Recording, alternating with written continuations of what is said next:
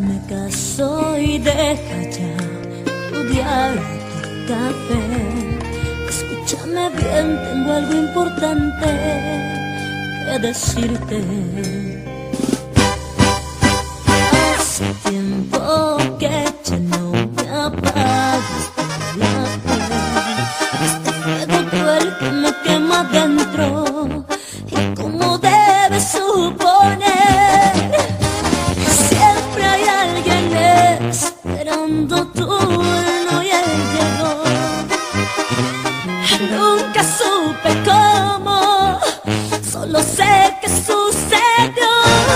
Tengo que decirte que te soy infiel con tu mejor amigo.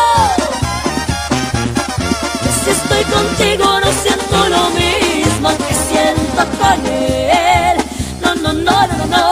Tengo que decirte que soy una dama, y si me metí con otro en la cama es porque no me bastó el poquito de amor que tú me dabas.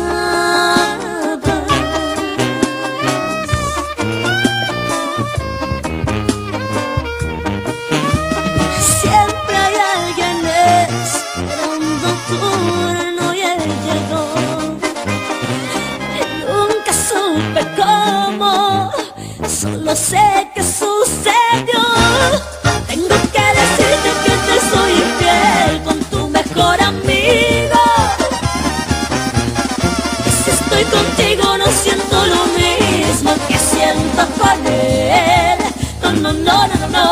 Tengo que decirte que soy una dama, y si me metí con otro en la cama es porque no me bastó el poquito de amor que tú me das. Tengo que decirte que probé el sabor dulce peligroso de un amor prohibido. ¿Cómo te digo que tu amigo me hace el amor? Tengo que decirte que te soy infiel con tu mejor amigo. Que si estoy contigo no siento lo mismo que siento con él.